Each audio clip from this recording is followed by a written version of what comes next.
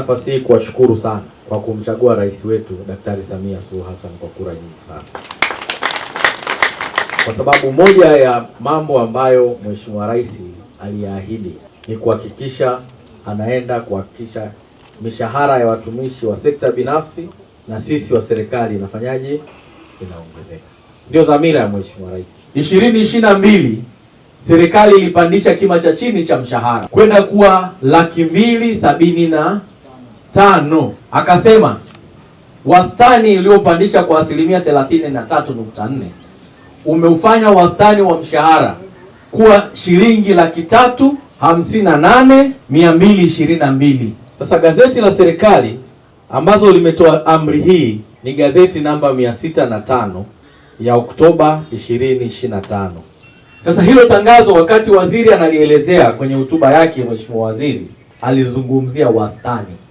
Wastani maana yake unajumlisha zote, unagawanya kwa idadi ya wale wote ambao wanapokea kima cha chini cha mshahara.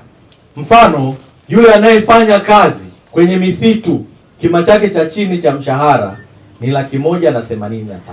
Anayefanya kazi kwenye hoteli ya 5 star kima cha chini huyu anapata 375,000. Sasa sisi ambao tuko kwenye sekta ya viwanda, yaani sisi ambao ni wafanyakazi wa ngazi ya chini ambao tuko kwenye sekta ya viwanda, wameichukua sekta ya viwanda wote ngazi ya kima cha chini cha mshahara. Huyu ndio analipwa 200,000.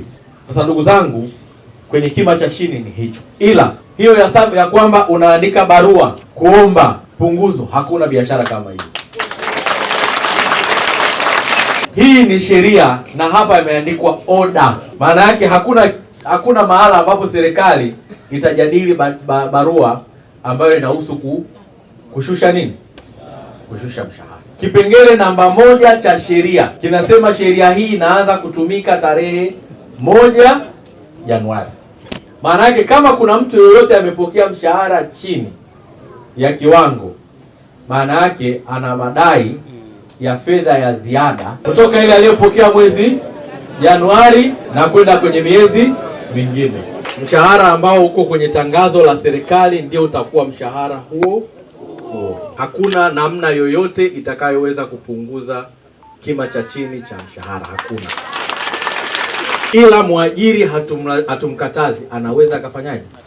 Akaongeza. Sasa ili mwajiri aweze kupata nafasi ya kuongeza mshahara, ni lazima kuwe kuna mahusiano kati ya wafanyakazi na mmiliki na mwenye mali, lakini sambamba na chama cha nini cha wafanyakazi. Sasa nilichogundua, chama cha wafanyakazi na wao inawezekana bado wao wenyewe kujitambua, au namna ya upatikanaji wao haikuwa sawa, au sisi wafanyakazi kwenye mikutano ile ya wafanyakazi ya kuchagua viongozi wetu hatukushiriki inavyostahili.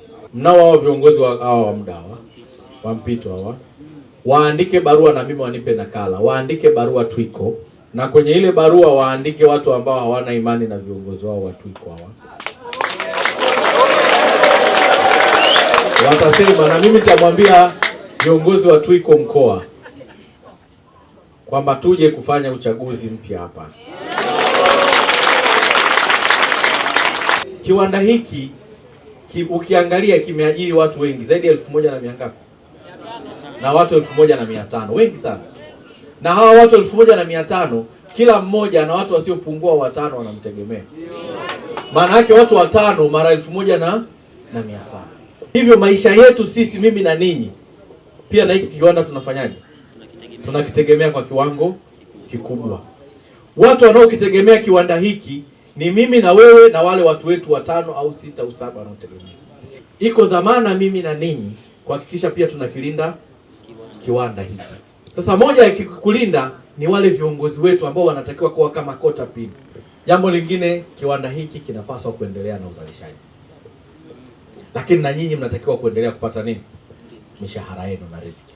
Sasa niwatake wale ambao wako kwenye zamu tuendelee, lakini mshahara ule wa mwezi wa kwanza, kwenye mshahara huu wa mwezi wa pili ulipe mshahara huu wa kima cha chini kilichoamriwa, na lile deni lilipo kwenye mshahara huu wa sasa kwa pamoja.